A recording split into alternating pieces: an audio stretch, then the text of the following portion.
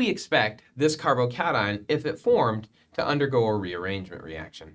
We usually answer this question by looking at the substitution of the carbon of the carbocation and asking if it's less substituted than a neighboring carbon, we expect rearrangement to happen. Well, this is a secondary carbocation next door to a tertiary carbon.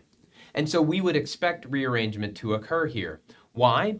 Because if rearrangement occurs, in this case by a hydride shift, H minus jumping off of this carbon over onto the neighboring carbon, we would generate an intermediate that looks like this, a tertiary carbocation.